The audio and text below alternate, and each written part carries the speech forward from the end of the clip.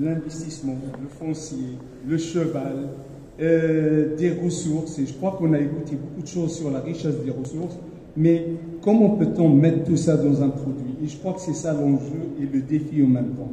Un produit touristique qui est commercialisable, vendable, etc. Parce que le positionnement, c'est des choix stratégiques par rapport à une destination. Qu'est-ce qu'on veut faire de Meknès? Le cheval? Ben, il faut y aller sur le cheval. La culture, ou plutôt essayer peut-être de réfléchir comment intégrer un peu ces dynamiques, et peut-être c'est quelques éléments de réflexion. Je suis d'abord anthropologue, sociologue, et enseignant-chercheur dans une école de formation d'ingénieurs, l'École nationale d'agriculture. Donc c'est à ce titre-là que j'ai aussi apporté un peu un regard sur ces dynamiques-là que je partagerai avec vous. Alors, donc, ça fait à peu près 30 ans pratiquement que je suis à Meknès, et j'ai toujours entendu Meknès, ville impériale, circuit des villes impériales, le produit tourisme culturel de Meknès, le patrimoine de Meknès est riche et d'exception, Meknès, capitale ismaélite, fort potentiel, et j'en passe, et je crois que la liste est très longue.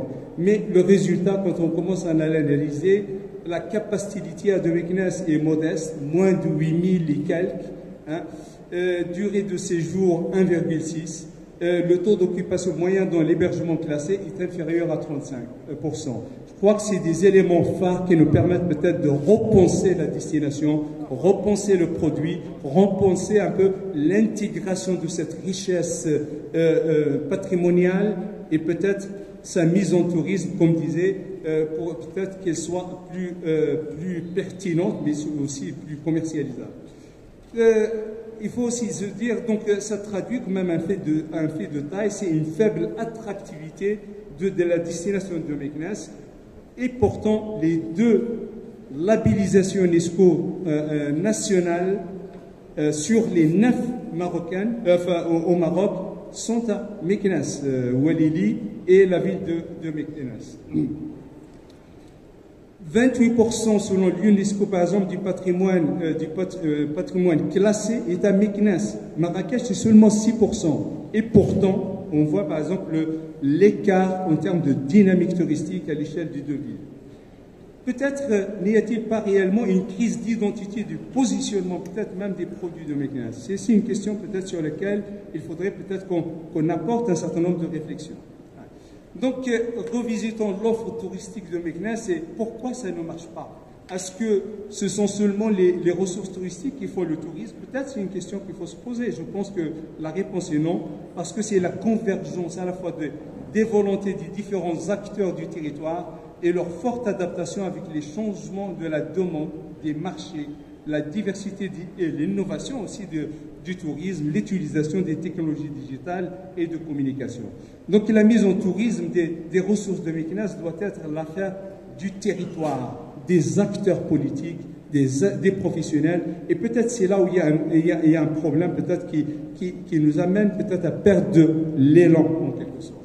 Donc d'ailleurs le plan de relance du ministère du Tourisme lui-même, il le dit, hein, il dit que la priorité c'est quel réexamen du modèle du tourisme dominant au Maroc. Et c'est pas moi qui le dis. Donc l'offre du tourisme culturel de Meknès doit être enrichie aussi par une offre de tourisme de proximité, hein, pour les familles, les entreprises, les jeunes en quête d'expérience originale. Peut-être c'est là qu'on pourra trouver aussi une forme d'identité à notre produit de Meknès. Prendre aussi en compte l'intérêt des enfants et des jeunes. Amener des enfants dans la Médina, si on n'a pas une capacité d'interprétation des monuments, on va les perdre rapidement et ils ne reviendront plus. Donc comment peut-on ouvrir les Médinas à l'interprétation touristique, à des centres d'interprétation et autres. Mais en même temps, je pense qu'il y a on ne peut pas se focaliser sur le développement du tourisme à Meknès juste par le patrimoine. Le patrimoine, c'est un levier fondamental, stratégique. Mais peut-être il faut aussi conjuguer un peu les efforts sur une ouverture des universités d'été, cours des langues et civilisations. Malte, par exemple, elle vit avec des cours d'anglais, par exemple. Pourquoi pas Meknès? Je pense qu'il y a un enjeu majeur peut-être à inscrire dans les dynamiques de nos territoires. Mais la formation, action et éducation à l'archéologie, c'est-à-dire au lieu de venir voir juste les monuments, comment peut-on aussi mettre la main à la pâte à la restauration. Bon, je pense là, il y a aussi des éléments peut-être avec des visites démonstratives, etc. Ça permet d'ouvrir les portes du patrimoine à l'action, et je crois que c'est cette dimension d'action qu'on a du mal encore à intégrer dans le produit du tourisme qu'on a. Donc l'expérimentation et apprentissage des arts et de l'artisanat, voir un artisan, c'est différent par rapport à si on aménage un lieu d'apprentissage à côté où les touristes peuvent mettre aussi la main, fabriquer leur c'est là, je pense que c'est ces expériences émotionnelles, chargées, c'est ça qui fabrique le tourisme. C'est là l'ingénierie. Peut-être c'est là où il y a une substance peut-être qu'il faut traduire dans nos produits. Mais en même temps, dans cette découverte peut-être de l'artisanat, il y a aussi le patrimoine rural, agricole, les pratiques éducatives, l'écotourisme et l'agrotourisme à Meknès. C'est possible, il y a des ressources et je vais en parler tout à l'heure. Initiation aussi à l'accompagnement au sport et loisirs, la danse et le théâtre, ce sont quand même des produits phares de la ville de Meknès. Comment peut-on les intégrer dans le tourisme? Et ça permet de rallonger la durée du séjour. Donc valorisons le patrimoine culturel et ouvrir la culture sur le monde, aux nouvelles formes d'expression artistique et culturelle, mais toujours dans un équilibre à trouver entre préservation et tolérance. Mais aussi, il faut créer aussi une capitale artistique et patrimoniale concurrentielle et qui se singularise avec ses atouts. Pourquoi pas? Il y a une dynamique artistique au sein de Meknès, mais quels sont les espaces de sa valorisation? Peut-être c'est là qu'on peut intégrer aussi l'enjeu du tourisme en quelque sorte. Donc, je passe rapidement. C'est quelques images de Meknès. Hein. Des orientations pour la promotion du tourisme, donc j'en ai identifié 3, mais il y en a d'autres. Plaider pour une vraie politique de promotion de tourisme durable au profit des Marocains, tourisme interne. Je pense qu'on était très content de le redécouvrir durant la pandémie. Donc, quelle stratégie peut-être d'accompagnement de ce prix-là, de ce segment important du tourisme, au niveau prix, accueil, gestion des comportements, offre d'activités pour les familles, etc. Identifier quelle transition touristique à adopter au regard de l'évolution des comportements des clientèles. Il y a un changement de taille. Comment peut-on repositionner notre offre? Et je crois que c'est un enjeu, une forme d'ingénierie peut-être qu'il faut réinventer effectivement. Et on remercie ce FITAM qui nous donne cette occasion de réflexion. Mais aussi voir un peu les mutations des marchés touristiques, leur segmentation, l'émergence des nouvelles valeurs touristiques, notamment avec les objectifs de développement durable. Et je crois que 2030, on est signataire de ce pacte. Comment peut-on intégrer peut-être le tourisme dans ce jeu qui a été aussi analysé par le nouveau modèle de développement et j'en passe. Je ne vais pas rentrer un peu dans tous les détails. Et même les exigences des nouveaux TIO qui sont plutôt dans un tourisme de proximité que dans un produit d'exhibition, je dirais ça comme ça. Donc, comment orienter aussi et accompagner vers un tourisme intelligent, de terroir, de dialogue selon les ressources, mais ouvert sur la région Fès-Meknès, c'est-à-dire, même quand on réfléchit Meknès, comment l'ouvrir sur Ifrane, sur Fès, c'est-à-dire on peut aussi pratiquer une forme de mise en tourisme des autres régions, parce que le tourisme n'aime pas les frontières en quelque sorte. Des constats relatifs à l'offre pour un meilleur repositionnement touristique de Meknès, justement, à Meknès, les ressources touristiques sont riches, mais pas de produits visibles et compétitifs. Et je crois que là, ancré sur à la fois le marché national, mais aussi international. Les quelques offres existantes sont souvent téléguidées par des marchés émetteurs, des établissements qui fonctionnent en quelque sorte comme des structures d'hébergement, tout simplement. La promotion est peu ciblée, vague, et ne va pas avec des produits attractifs à commercialiser. Un produit pour le tourisme national segmenté, innovant et inclusif des enfants et des jeunes avec un respect des rythmes et des aspirations à réinventer. un musée d'histoire, et je pense que ça me renforce encore dans cette idée-là, un musée d'histoire de Meknès, notamment sur la dimension du sultan Moulay Ismaïl, comme il a été identifié par la vision 2020, est un projet structurant. Comment peut-on plaider peut-être sur ce projet-là?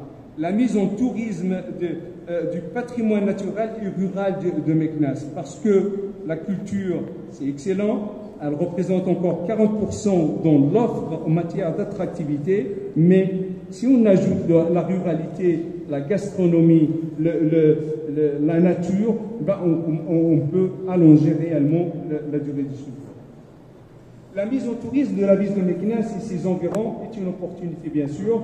Elle doit se faire autour des produits et packages, s'inscrire dans la durabilité, mais aussi dans la durabilité, mais il est aussi générateur de synergie collective et créateur d'une adhésion partagée des élus, des professionnels et des institutions publiques et associatives, à ce que les collectivités territoriales portent réellement un projet, une stratégie de développement régional au provincial du tourisme. C'est quelque chose peut-être sur lequel il faut travailler.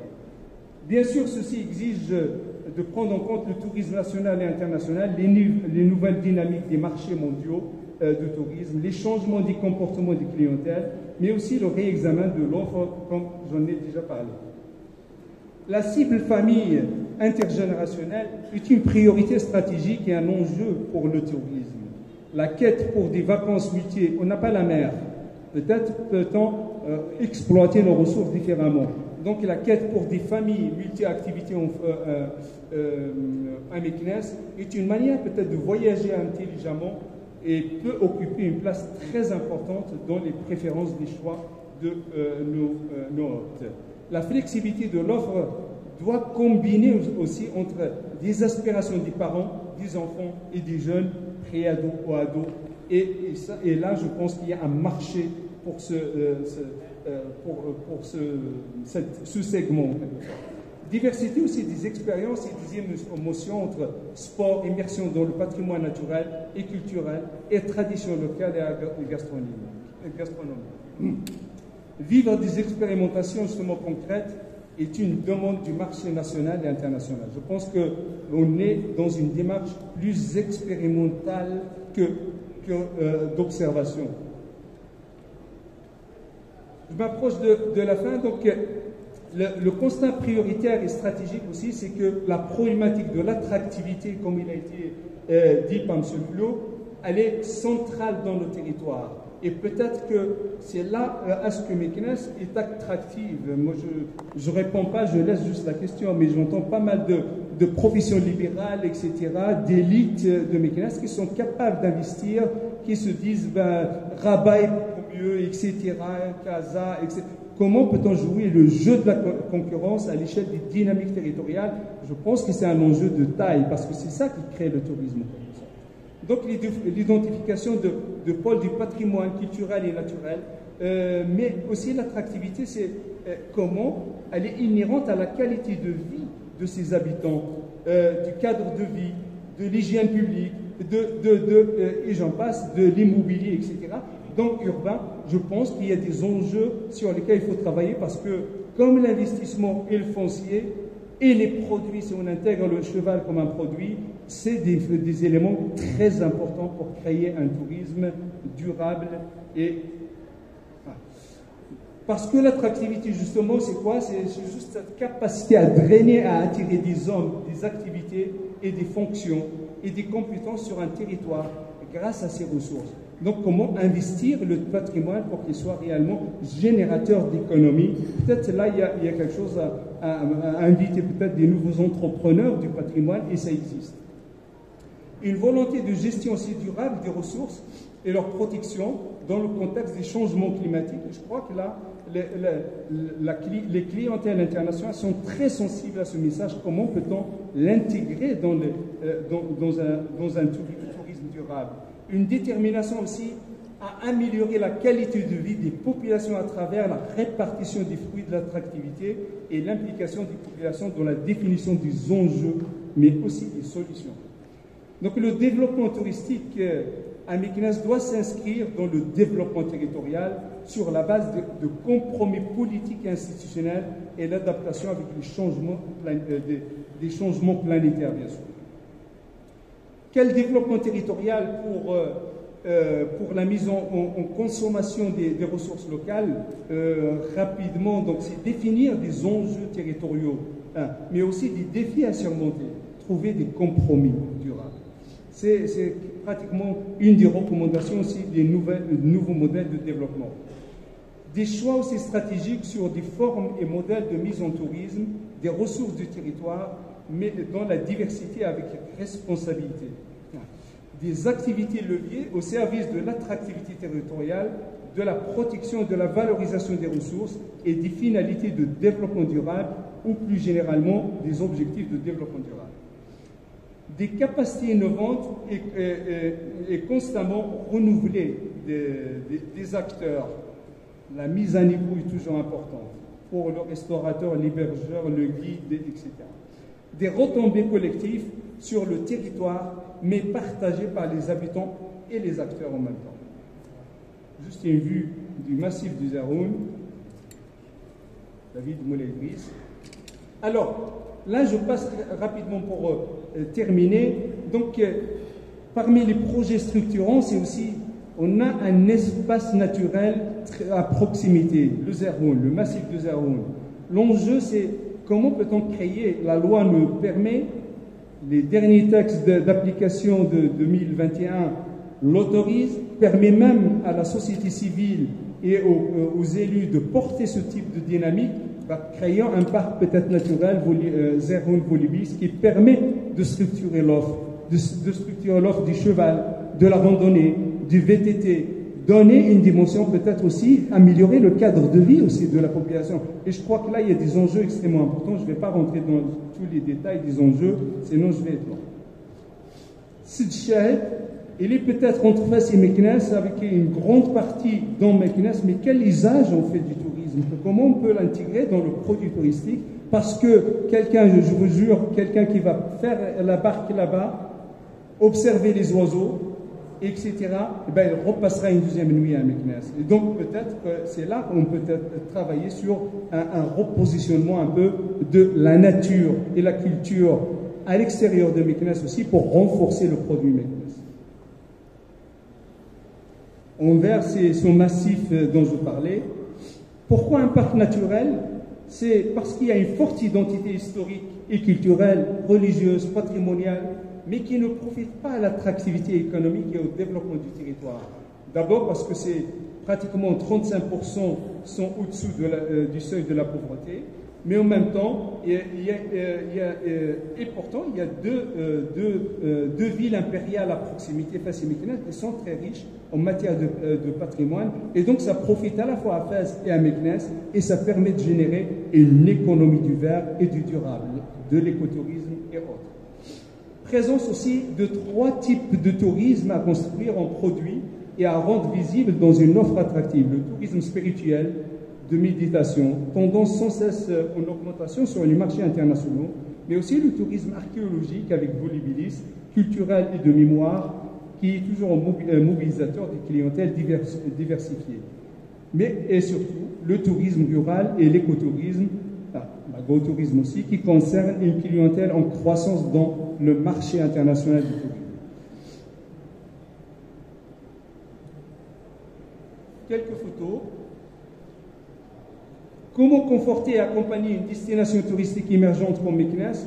Moi, je pense que je n'ai pas de recette réellement, mais je pense qu'à un moment donné, c'est déjà écouter, accompagner, encadrer l'émergence des territoires, la pluralité des initiatives, multiplier les dimensions multi-acteurs, les usages et les intérêts.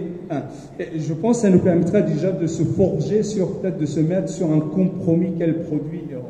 Protéger et valoriser aussi ce patrimoine riche et diversifié. Et là, je salue réellement ce projet royal qui est en train de faire quelque chose d'extraordinaire. Mais comment peut-on l'inscrire dans la durée? C'est une question aussi qu'il faudrait prendre dès maintenant, avant même la fin de la restauration.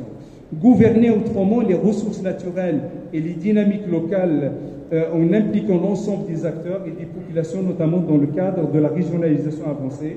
Les processus de valorisation des ressources supposent justement l'engagement des acteurs dans des stratégies de différenciation qui rendent compte d'une plus ou moins grande spécificité de l'offre et de ses composantes, les acteurs politiques.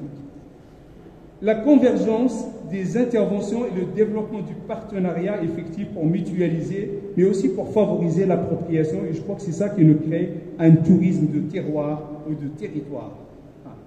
Quelques photos. Je pense que j'ai déjà parlé pourquoi un parc, donc pour gagner du temps.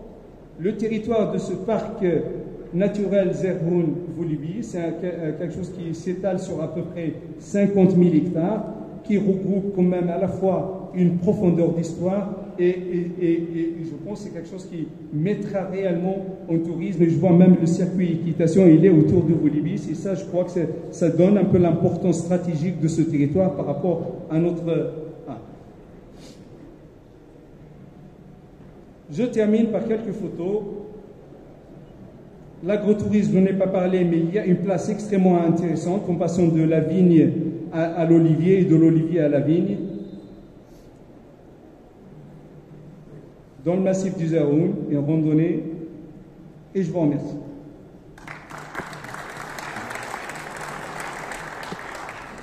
Merci beaucoup, Zoubir.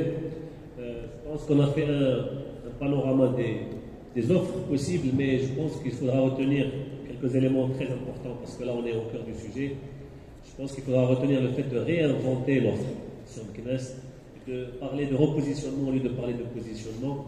Et pour ça, on a une sorte de catalogue et de menu avec un certain nombre d'offres.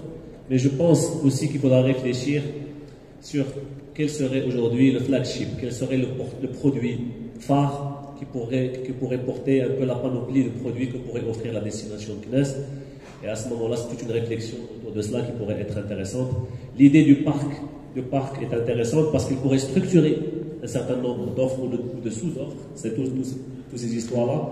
Donc je pense que ce panel-là nous a permis aujourd'hui de réfléchir et de mettre l'accent sur des éléments fondamentaux qu'il faudra, et c'est des leviers aussi qu'il faudra actionner pour pouvoir développer correctement la destination de CNES et sa région. Nous avons un peu de temps et je vais essayer d'ouvrir le débat. S'il y a des questions, on va essayer de les prendre. Je vous propose ce qui suit. On prendra les questions. Après, je redonnerai la parole très brièvement aux panélistes. Et on fera une petite pause de 15 minutes, le temps de juste que vous puissiez un peu vous découvrir les jambes et voir les stands. Et on reprendra pour le troisième panel. Ça vous va comme ça? Très bien. Allez, on y va.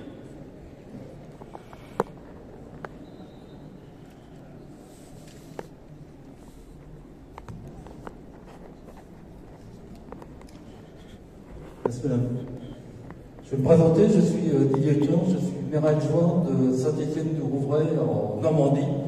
Et je suis un peu le touriste ici. Je suis pas le touriste. Je suis ici à l'invitation de Salima Moujit, qui est la directrice du conseil préfectoral du tourisme. Vous savez, merci. Vous savez, la Normandie, c'est la 4e destination mondiale. C'est aussi une terre de cheval. C'est aussi une terre d'histoire, une terre de religion, avec la cathédrale de Rouen notamment, une terre de peinture. On a quand même, quand on visite le MoMA à New York, ce qui m'est arrivé, on retrouvait avec la colline de Beausecours peinte par Monet, il me semble. C'est aussi donc la terre des impressionnistes, mais c'est aussi une terre de résilience. Et la résilience innovante, moi j'ai trouvé résilience en général, ce mot-là, je ne l'aime pas. Il est un peu fourre-tout, il est utilisé en permanence. Et ici, je trouve, enfin, hier, on a fait 13 km avec mon ami dans la ville. On a visité, notamment dans la Mina, en large et en travers. On a vu effectivement tous les chantiers que j'ai compris aujourd'hui. Donc, la résilience, c'est quelque chose qui doit parler ici. Et à Saint-Étienne-du-Rouvray, on est aussi une terre de résilience compte tenu de ce qui s'est passé en 2016 dans notre église. Et il y a aussi, c'est pas du tourisme, mais on a des pèlerins qui viennent et on commence à réfléchir, à regarder comment on peut les recevoir dignement, tous ces pèlerins. Attendez, je recherche mes notes. Voilà. Donc la résilience pour la Normandie, ça a été aussi la guerre, les plages d'émargement. Et tout le travail qui s'est fait après, et il y a eu certainement un certain nombre de collègues, je pense à l'intervention par monsieur tout à l'heure, qui se sont faits. On se demande parfois à quoi ça sert, tous ces colloques, mais ça sert à réfléchir ensemble et à un moment donné à trouver des solutions ensemble et à faire ensemble. Pour Saint-Étienne-du-Rouvray, qui est dans la banlieue de Rouen, le tourisme est aussi important parce qu'on a une façade hôtelière, on a des emplois donc, qui sont créés. Donc le tourisme est toujours très important. Et puis je vais finir par une expérience personnelle parce que mon épouse a invité ses enfants et son mari à fêter ses 60 ans au Maroc. Et mon fils voulait le faire à Mitness. Et donc on a été voir l'agence de voyage et l'agence de voyage nous a dit bah non, c'est pas possible, pour 5 en pension complète, etc. Vous n'avez pas d'offre. Donc on fera ça à Marrakech, mais on reviendra à Mitness. Et le dernier point que je retrouve, c'est l'appareil photo qui s'ouvre. Il m'en veut ce machin. Oui, le dernier point, c'est encore plus personnel. Il y a 2 drapeaux là qui me sortent. Enfin, il y a le drapeau du Maroc, bien sûr, qui est important. Mais il y a le drapeau de mon pays. Et à côté, il y a un drapeau, c'est le drapeau du Sénégal. Il se trouve que moi, j'ai un petit-fils, ses grands-pères, ses grands-parents maternels sont du drapeau du Sénégal. Voilà. Donc là, entre le français et le Sénégal, vous avez ma famille. Voilà. Merci beaucoup.